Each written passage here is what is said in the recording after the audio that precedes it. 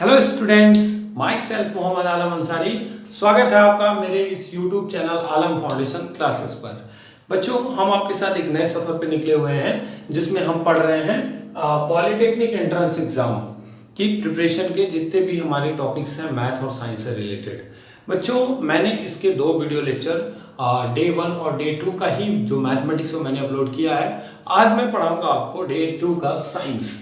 मैं आपको एक बात बता दूं बच्चों, साइंस में आप अगर कॉन्टिन्यूअस ये 45 डेज के सफ़र को पूरा करते हो तो मैं विश्वास कर सकता हूँ कि आप 45 प्लस करके आओगे। 45 क्वेश्चन से ज़्यादा आप सही करके आओगे। दैट मीन्स गलत नहीं होगा, आपसे 45 प्लस ही रहेगा आपका क्वेश्चन का आंसर। और जो मेरे लिए और आपके लिए दोनों के लिए बेनिफिट है, क्योंकि आप मेरे माध्यम से, मेरी छोटी सी कोशिश से अगर आप एक अच्छे जगह जा पाते हैं तो मैं अपने आप को बहुत भाग्यशाली समझूंगा। तो चलिए बच्चों, आज हम पढ़ते हैं पॉलिटेक्निक एंट्रेंस एग्जाम के डे 2 में विज्ञान साइंस। अब यहाँ पे बात आती है कि सर आप क्या पढ़ाओगे, साइंस में कौन सा सब्जेक्ट पढ़ाओगे? दोनों पढ़ाएंगे, मैं क्यों परेशान है। मैं आपको फिजिक्स और केमिस्ट्री दोनों पढ़ाऊंगा। बट आज क्या पढ़ाऊंगा? आज मैं आपको फिजिक्स पढ़ाऊंगा। एक सीरीज के अनुसार, एक सिस्टमेटिक वे में चलते हैं। एक बात मैं आपसे कहता हूँ बच्चों, किसी बहुत अच्छे पब्लिशर ने, किसी बहुत अच्छे राइटर ने कहा है, nobody can be crack any competitive examination by the solving of problems. दुनिया का कोई भी इंसान ढेर सारे सवाल लगा के कोई भी कॉम्पिटिशंस बीट नहीं कर सकता if he has no idea about conceptual knowledge. अगर आपको उसके सैद्धांतिक बातें, उसकी जो नियम है, जो उसका कॉन्सेप्ट है, वो आपको नहीं पता है तो आप कितना भी सवाल लगा लीजिए, आप कभी भी कोई कॉम्पिटिशंस को बीट कर ही नहीं सकते। तो एक बात तो ध्यान रखिएगा कि मैं जो साइंस का पोर्शन बढ़ाऊंगा वो हवाई नहीं पढ़ाऊंगा। मैं इस काम के लिए नहीं आंकड़ा हुआ हूँ कि आपको आया और किसी एक टॉपिक पर 2-4 ट्रिक बताया, गायब हो गया।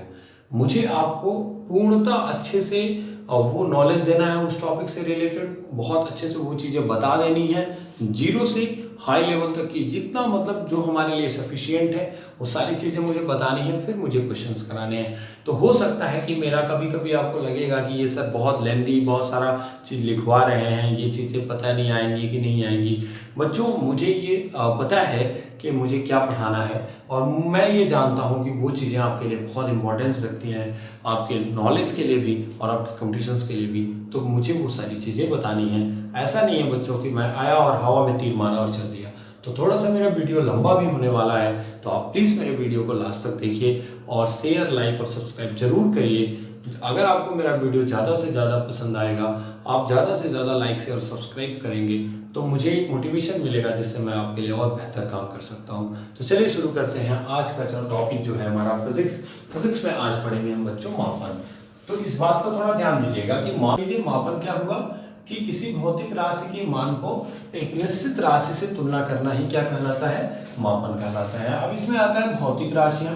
ठीक है, भौतिक राशियाँ आप फिजिकल क्वांटिटीज 2 तरह की होंगी। मैं सीधा सीधा अपने टॉपिक पे आ जाता हूँ। 2 तरह की होंगी, मूल राशियाँ और व्युत्पन्न राशियाँ। बच्चों, मैं ज़्यादा थ्योरेटिकल बहुत पोथा ना लेकर के कॉन्सेप्ट टू कॉन्सेप्ट लेके चल रहा हूँ। मूल राशियाँ और व्युत्पन्न राशियाँ आप पॉज करके नोट करते जाइएगा, जो चीज़ें आपको सफिशिएंट नोट करने लायक लगेंगी। अगर आपको पहले से पता है तो बहुत अच्छी बात है। भौतिक राशियाँ क्या होंगी? 2 तरह की हम पढ़ेंगे, मूल राशियाँ और क्या पढ़ेंगे बाबू? व्युत्पन्न राशियाँ। मूल राशियाँ कितने प्रकार की होती हैं? 7 होती हैं, प्रकार नहीं 7 होती हैं। मूल राशियाँ कितनी होती हैं? 7। व्युत्पन्न राशियाँ अनेक होंगी, बहुत सारी होंगी जो मूल राशियों से उत्पन्न होंगी। तो मूल राशियाँ जिनका संबंध हम आपस में नहीं कर सकते, जो पूर्णतः स्वतंत्र होती हैं, उन्हीं को हम कहते हैं बच्चों मूल राशियाँ। जिसमें पहला आता है लंबाई, ठीक है, दूसरा आता है बच्चों द्रव्यमान, तीसरा आता है बच्चों समय, चौथा आता है बच्चों ताप, पांचवा आता है बच्चों वैद्युत धारा, छठवां आता है बच्चों ज्योति तीव्रता, सातवां आता है बच्चों पदार्थ की मात्रा। तो आपको ये याद रखना है कि इनकी संख्या कितनी होती है। मूल राशियों की जो संख्या होती है वो टोटल कितनी होती है बच्चों? 7 होती है। ठीक है, और व्युत्पन्न राशियाँ क्या होती हैं? जो मूल राशियों से उत्पन्न होती हैं। जैसे आपने क्षेत्रफल के बारे में पढ़ा होगा, एरिया, ठीक है, आयतन के बारे में पढ़ा होगा, दाब ये सुने होंगे सब आप, बल, ठीक है, घनत्व, ठीक है, ऊर्जा, ठीक है, कार्य etc, ठीक है, इत्यादि। तो ध्यान से समझिए मेरी बात। भौतिक राशियां दो प्रकार की होंगी, मूल राशियां और व्युत्पन्न राशियां, ठीक है। मूल राशियां कितनी होंगी बच्चों? 7 होंगी। लंबाई, द्रव्यमान, समय, ताप, वैद्युत धारा, ज्योत तीव्रता और पदार्थ की मात्रा, length, mass, time, temperature, electric current, luminous intensity and amount of substance. Fundamental quantities हो गई। जो डिराइव्ड क्वांटिटीज होंगी उसमें एरिया, वॉल्यूम, प्रेशर, फोर्स, ठीक है, density, energy and work etc, और भी बहुत सारी राशियां आएंगी। मूल राशियां को मूल राशियां क्यों कहते हैं? क्योंकि इनको किसी अन्य राशियों से संबंधित नहीं किया जा सकता। इनका संबंध किसी अन्य राशि से हम नहीं कर सकते, इसीलिए हम इन्हें क्या कहते हैं बच्चों? मूल राशियां कहते हैं। जैसे लंबाई को आप द्रव्यमान के साथ नहीं जोड़ सकते, ठीक है। आप ये नहीं कह सकते कि किसी कपड़े की दुकान पे जाके नहीं कह सकते कि हमको 10 किलो कपड़ा दो, ठीक है। अदरवाइज वो अगर किलो के हिसाब से बेच रहा हो तो अलग मसला है, बट वो हमेशा लेंथ में ही मेजर होता है। 2 मीटर कपड़ा, 4 मीटर कपड़ा, समय हमेशा सेकंड में मेजर होता है। तो जो मूल राशियों के मात्रक होते हैं उनको हम कहते हैं मूल मात्रक। तो मूल मात्रक क्या हो गया बच्चों? मूल मात्रक जो होते हैं वो क्या होते हैं?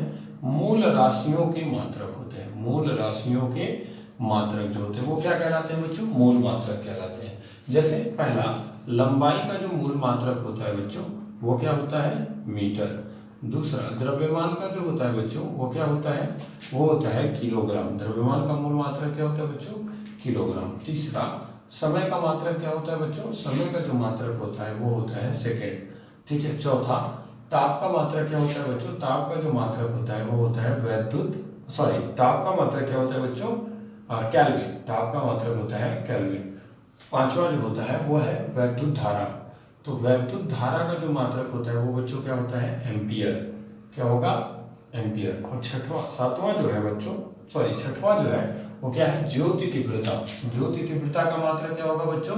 ज्योति तीव्रता का मात्रक होगा बच्चों कैंडिला। क्या होगा? कैंडिला। और सातवां जो है पदार्थ की मात्रा का जो मात्रक है, पदार्थ की मात्रा का जो मात्रक होता है वो होता है मोल, ठीक है बच्चों। तो आपसे यहाँ से पूरे अभी तक मैंने जितना बताया उससे क्वेश्चंस क्या बन सकते हैं? आपको 4 राशियों के नाम दे देगा। अभी मैं क्वेश्चन कराऊंगा आपको और पूछेगा उसमें मूल राशियां कौन सी हैं। 4 राशियों के नाम देगा, उसमें मूल मात्रक कौन से हैं। पॉलिटेक्निक में पूछा है बच्चों, ऐसा मत समझिए कि ये चीजें पूछी नहीं जा सकती, पूछा हुआ है। आप उठा के पेपर देख लीजिए पिछले 10-20 सालों का, तो जरूर आपको दिखाई देगा कि कहीं ना कहीं ऐसे क्वेश्चंस इन्हीं टॉपिक से रिलेटेड क्वेश्चंस पूछे गए हैं। तो ऐसा नहीं है कि जो पढ़ाया जा रहा है वो सब वेस्ट है। हर एक चीज अपने आप में इंपॉर्टेंस रखती है, क्योंकि एंट्रेंस एग्जाम में कहाँ से टीचर पूछ देगा ये आपको नहीं पता है। तो इसलिए आप बेसिक से बेसिक चीजें पढ़िए और जितनी डेप्थ पढ़ सकते हैं, जो हमारे सिलेबस को जितना डेप्थ जा सकता है उतना तक पढ़ने की कोशिश करिए। तो मैंने आपको बताया कि भौतिक राशियां 2 प्रकार की होंगी, मूल राशियां और व्युत्पन्न राशियां। मूल राशियां वे राशियां होती हैं जो क्या होती हैं बच्चों? मैंने अभी बताया, जिनका संबंध एक दूसरे से नहीं कर सकते, पूर्णतः स्वतंत्र होती हैं। लंबाई, द्रव्यमान, समय, ताप, वैद्युत धारा, ज्योति तीव्रता, पदार्थ की मात्रा, ये 7 मूल राशियां होती हैं। तो आपसे क्वेश्चन कुछ बन गए। मूल राशियां जो पूर्णतः स्वतंत्र होती हैं कितनी होती हैं? 7 होती हैं। कौन कौन सी होती है मैंने लिख दिया, 4 ऑप्शन बना देगा, वहां पे दे देगा। अभी मैं क्वेश्चन बना के दिखाऊंगा आपको। और मूल राशियों के जो मात्रक होते हैं वो मूल मात्रक, जैसे लंबाई को किस में मापते हैं? मीटर में। लंबाई का फंडामेंटल जो यूनिट होता है लेंथ का वो मीटर होता है। द्रव्यमान का किलोग्राम, समय का सेकंड, ताप का केल्विन, वैद्युत धारा का एम्पियर और ज्योत तीव्रता का कैंडिला और पदार्थ की मात्रा का क्या होता है बच्चों?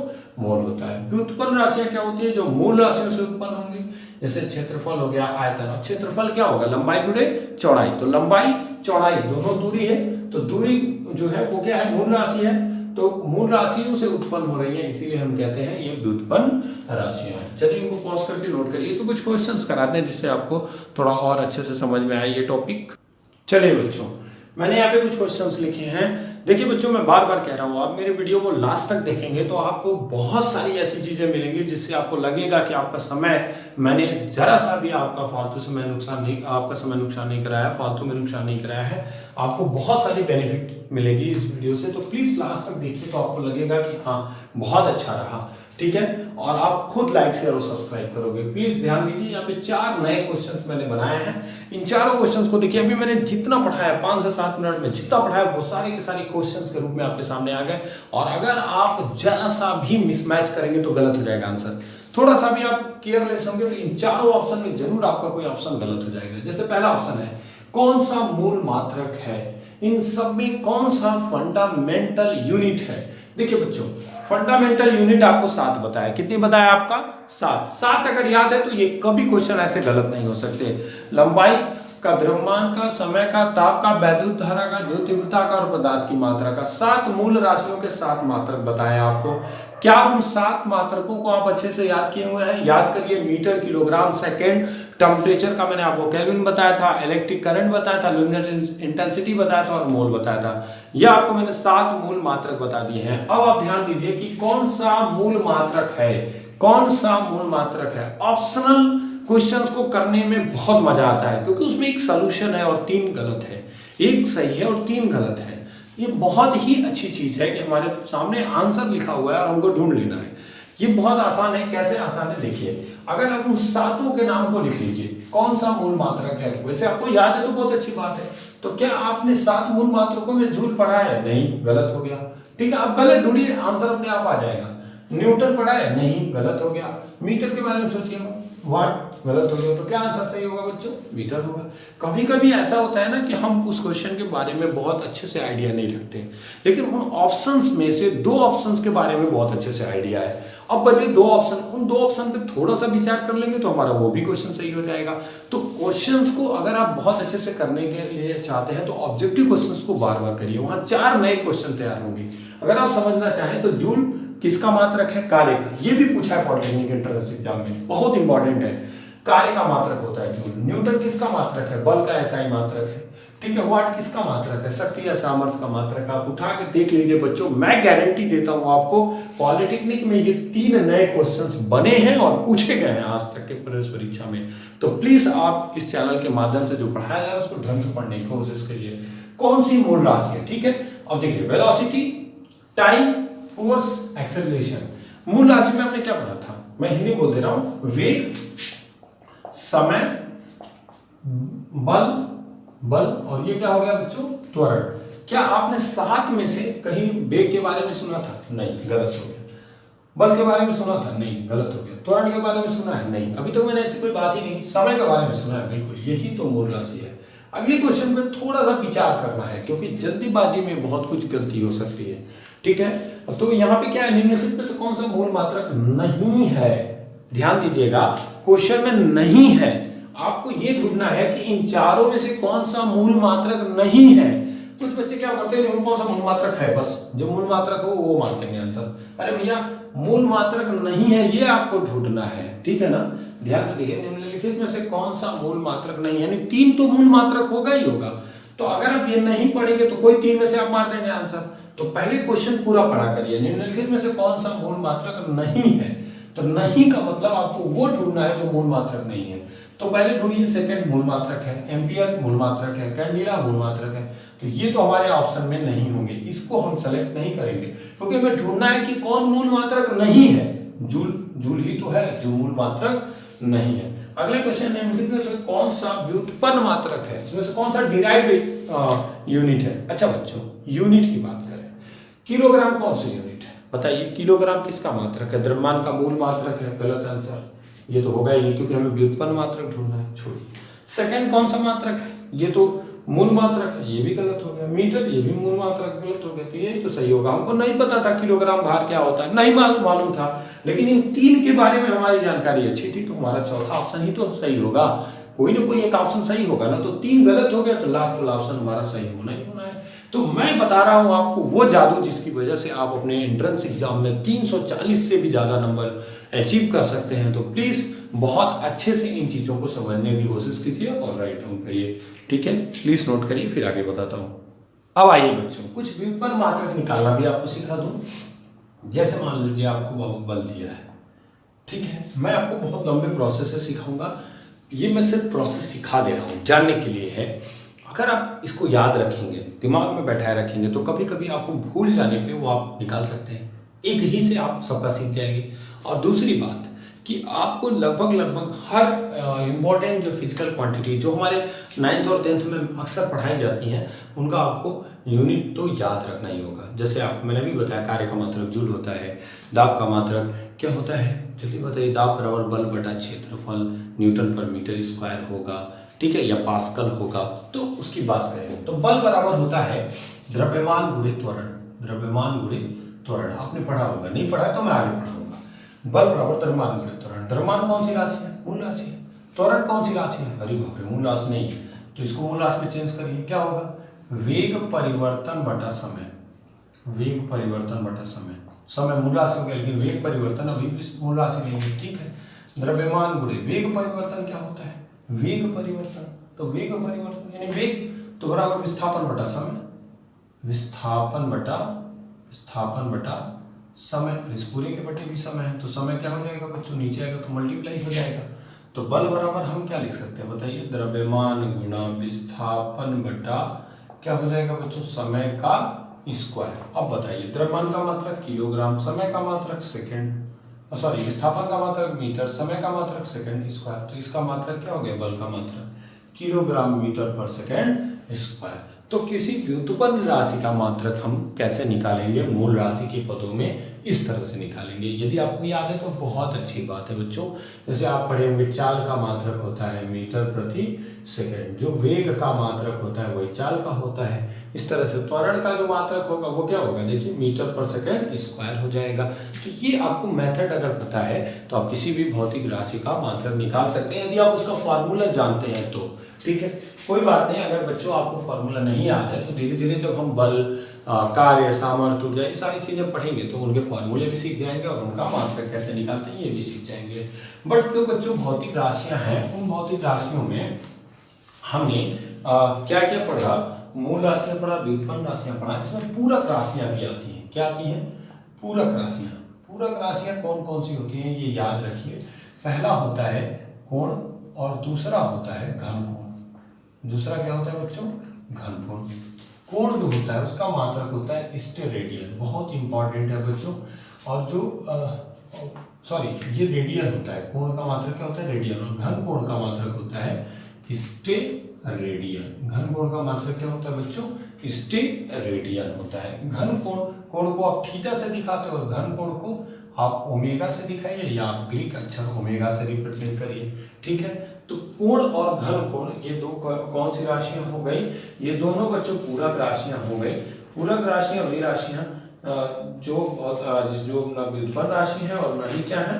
मूल राशियां हैं। इन दोनों से अलग राशियों की हम बात कर रहे हैं और इन दोनों से अलग राशियां मेरे लिए क्या मिल गई है? कॉम्प्लीमेंट्री क्वांटिटीज और कॉम्प्लीमेंट्री यूनिट्स मिल गई। आपसे पूछ लिया जाए कि पूरक राशियों में कोण क्या होता है और घन कोण क्या होता है, तो इजीली आप इन दोनों बातों को बता सकते हैं। तो प्लीज इसको भी पॉज करके फटाफट नोट करिए तो मैं आगे आपसे बात करूँ। हो गया बच्चों? एक बात यही भी याद कर लीजिए, यहाँ नोट कर दे रहा हूं मैं, ठीक है, ठीक है। यहाँ पे नोट कर दे रहा हूं कि जो घन कोण होता है वो क्या होता है?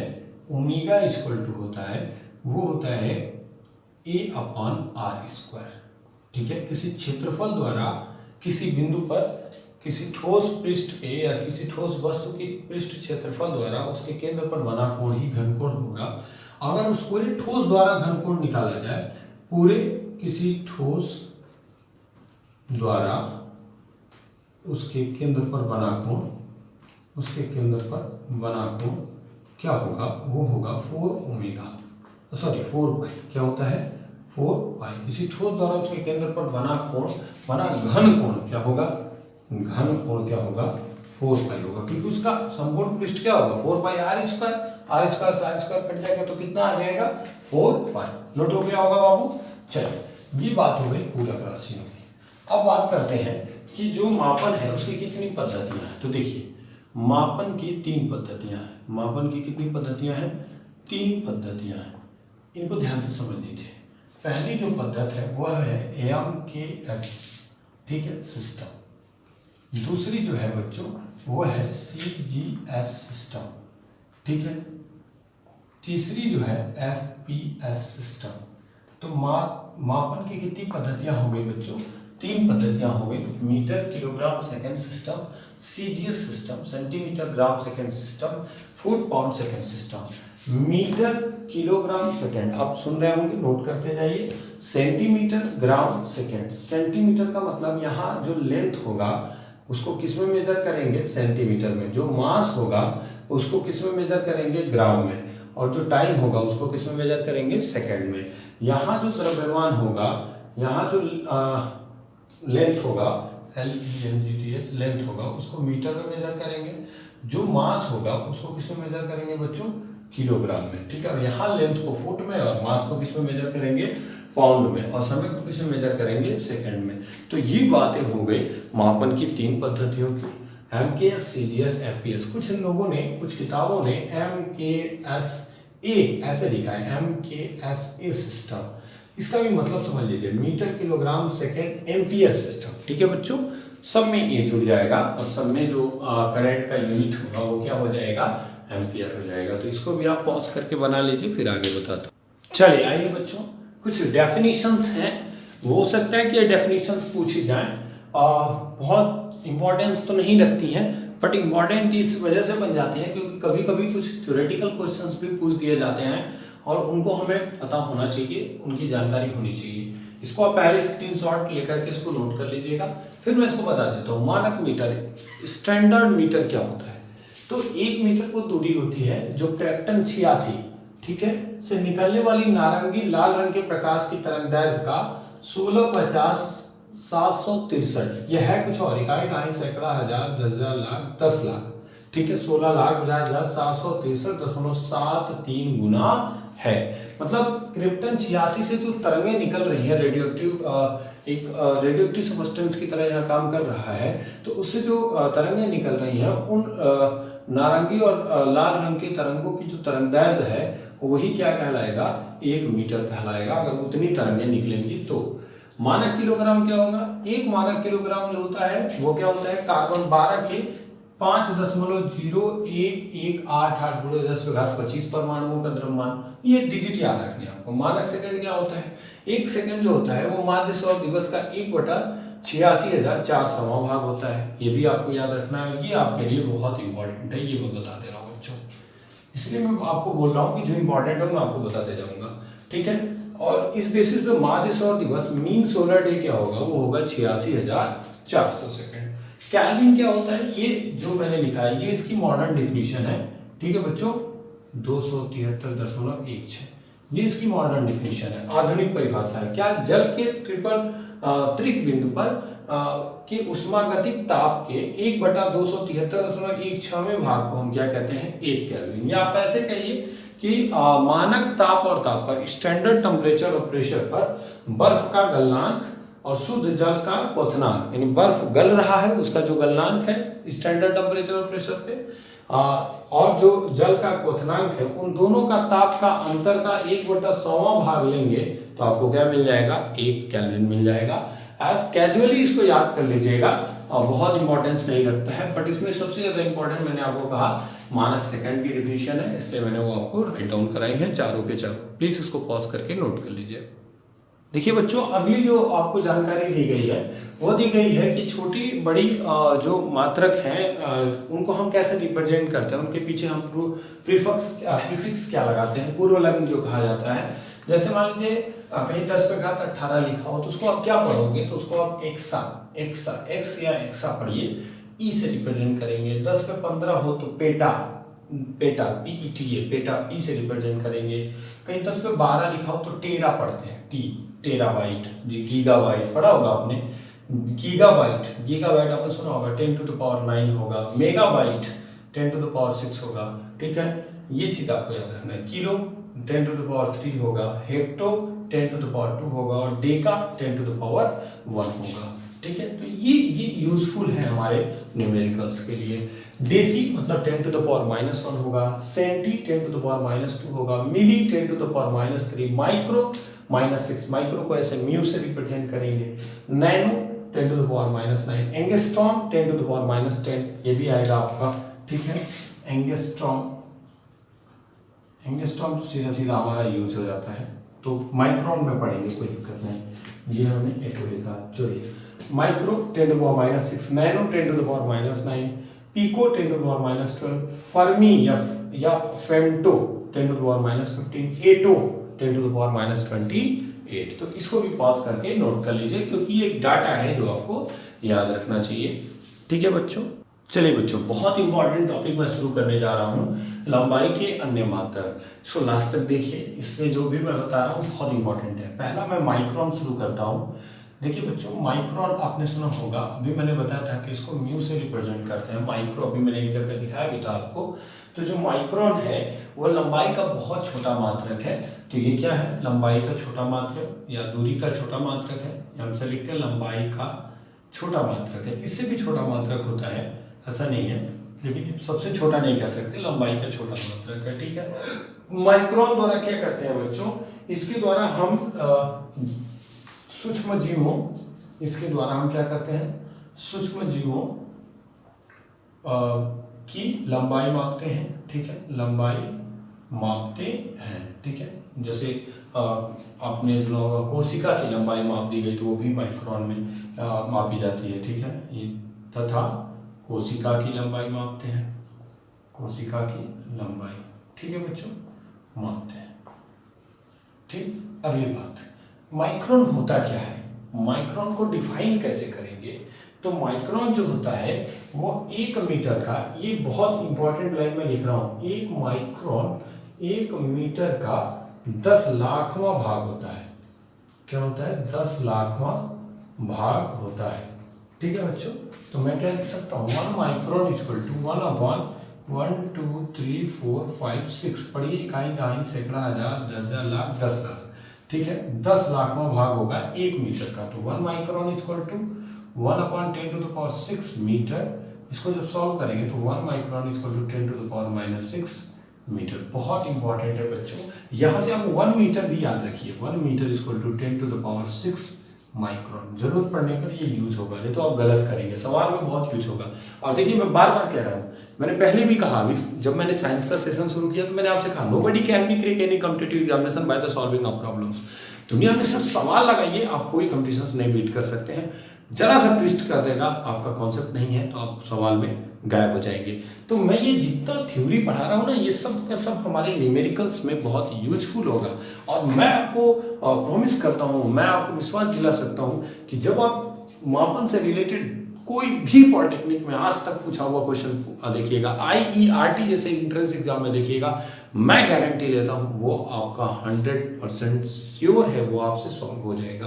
तो इस बात का ध्यान दीजिए, मैं जो पढ़ा रहा हूँ बहुत यूजफुल है, उसको ढंग से पढ़ेंगे। तो माइक्रोन के बारे में हमने पढ़ा, इसे म्यू से रिप्रेजेंट करते हैं, पहली बात हो गई। ये 1 मीटर का 10 लाखवां भाग होता है, ये लंबाई का छोटा मात्रक, इसके द्वारा सूक्ष्म जीवों, जीवाणुओं और जैसे मैंने कहा कि आप कोशिका की लंबाई वगैरह मापने में इसका उपयोग किया जाता है। तो माइक्रोन के बारे में जितना मैंने लिखा उसको फटाफट आप नोट कर लीजिए, फिर आगे बढ़ते हैं माइक्रोन के बाद अगले की तरफ।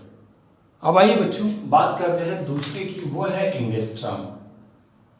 अब एंगस्ट्रॉम क्या होता है ये समझ लीजिए।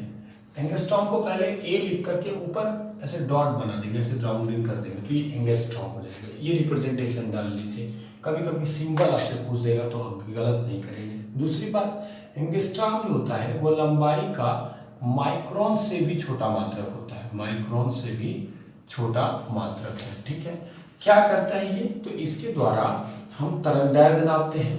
किसकी तरंगदैर्घ्य नापते हैं, प्रकाश की, प्रकाश की तरंगदैर्घ्य मापते हैं। ठीक है, और क्या मापते हैं, परमाणुओं का आकार मापते हैं, परमाणुओं तथा अणुओं का आकार मापते हैं, अणुओं का आकार मापते हैं। यानी एटम्स और मॉलिक्यूल्स का जो साइज होगा वो हम किस में मेजर करेंगे बच्चों, एंगस्ट्रॉम में। एंगस्ट्रॉम को डिफाइन कैसे करते हैं, तो एंगस्ट्रॉम जो होता है वो 1 माइक्रोन का 10,000वां भाग होता है।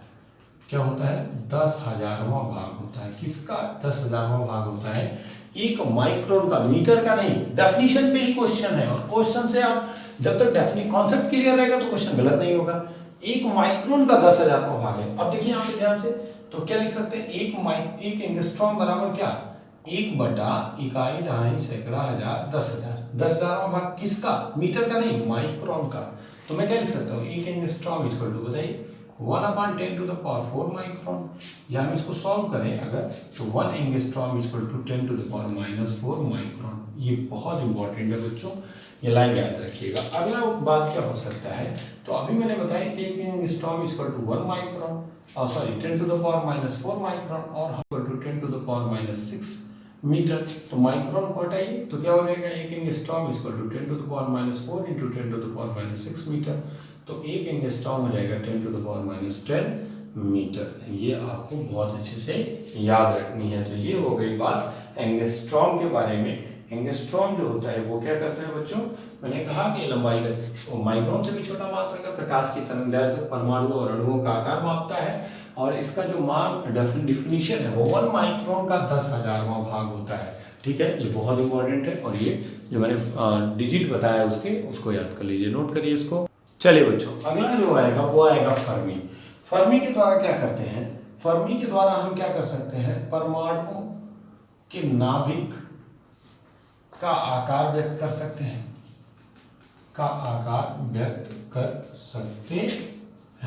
ठीक है। दूसरा क्या कर सकते हैं, इलेक्ट्रॉन, प्रोटॉन व न्यूट्रॉन के आकार को माप सकते हैं।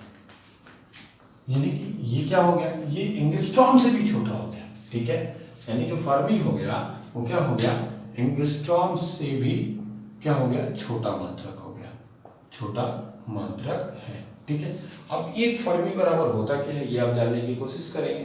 तो एक फर्मी बराबर जो होता है बच्चों वो 10 to the power minus 15 metre होता है। एक फर्मी बराबर 10 to the power minus 15 metre होता है। ये बहुत अच्छे से याद रखेंगे। तो फर्मी का भी हमने यूज बता दिया, ये आप नोट कर लीजिए, फिर आगे बढ़ते हैं इसके, नोट करिए इसको। चलिए बच्चों, अब मैंने जो लिखा है वो लंबाई के बड़े मात्रक है और इन बड़े मात्रकों में से एक ऐसा मात्रक है जो जबरदस्त इंपॉर्टेंस रखता है। मैं वहाँ लिख देता हूँ वेरी वेरी इंपॉर्टेंट, और ये मुझे उम्मीद है कि ये पूछा भी जाए आपसे। पहले मैं शुरू करता हूँ खगोलीय मात्रक से, एस्ट्रोनॉमिकल यूनिट। जाहिर सी बात है, खगोलीय का मतलब समझ रहे होंगे आप, पृथ्वी और सूर्य की औसत दूरी को मापने में, पृथ्वी और सूर्य के बीच की जो एवरेज डिस्टेंस होगी उसको हम एस्ट्रोनॉमिकल यूनिट में मेजर करेंगे और उसकी वैल्यू होगी 1.496 into 10 to the power 8 kilometre या 1.496 into 10 to the power 11 metre. ये डिजिट आपको याद रखनी है। ठीक है, 1 AU एस्ट्रोनॉमिकल यूनिट। ठीक है बच्चों, अगला आता है प्रकाश वर्ष। देखिए बहुत कंफ्यूजन है भैया, अभी पॉलिटेक्निक एंट्रेंस एग्जाम में पूछा था 2-3 साल पहले, आप देखेंगे उठा के, प्रकाश वर्ष मात्रक है, 4 ऑप्शन दे दिया था। बहुत सारे बच्चों ने दूरी की जगह समय ट्रिक करके आए थे।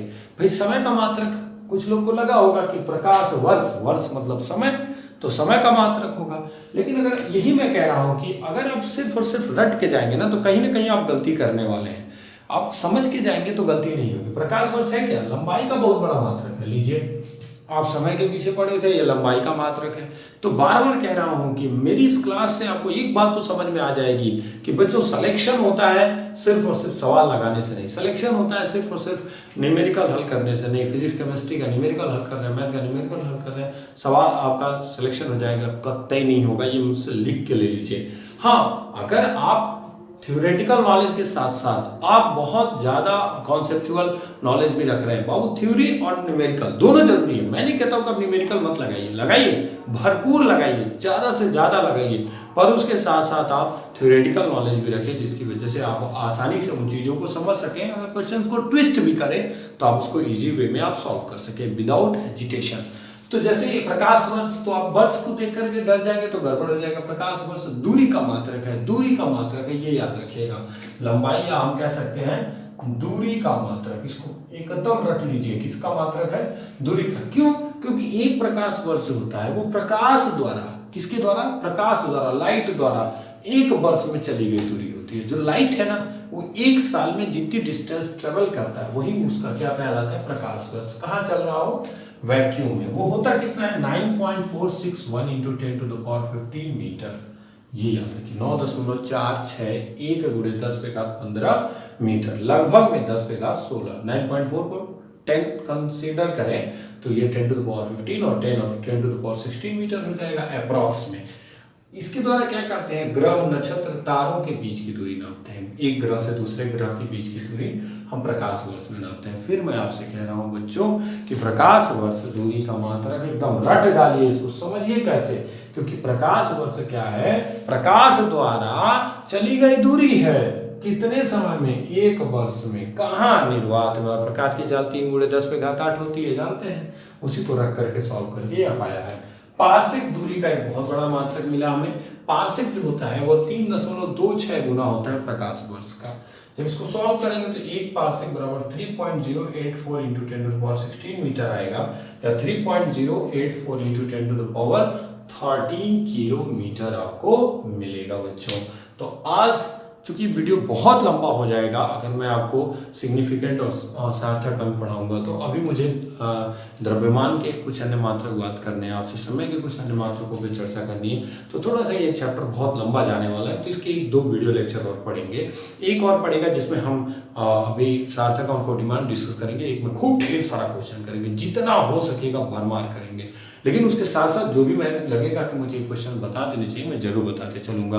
प्लीज़ अगर ये वीडियो आज का आपको बहुत अच्छा लगा हो तो प्लीज़ मेरे चैनल को लाइक शेयर और सब्सक्राइब करिए। कमेंट करके जरूर बताइए कि आपको वीडियो कैसा लग रहा है, और प्लीज़ अपने दोस्तों को शेयर करिए कि इस लॉकडाउन में वो घर बैठे फ्री ऑफ कॉस्ट पॉलिटेक्निक के प्रिपरेशन कर सकते हैं। सिर्फ और सिर्फ आपको क्या करना है, यूट्यूब पर आलम फाउंडेशन क्लासेस सर्च करना है, फिर आप आसानी से अपने इस पॉलिटेक्निक की क्लास को पढ़ सकते हैं। ठीक है, आज के लिए बस इतना ही। आज के पहले वीडियो को भी देख लीजिए, क्योंकि आज मैंने मैथमेटिक्स का भी वीडियो अपलोड किया है।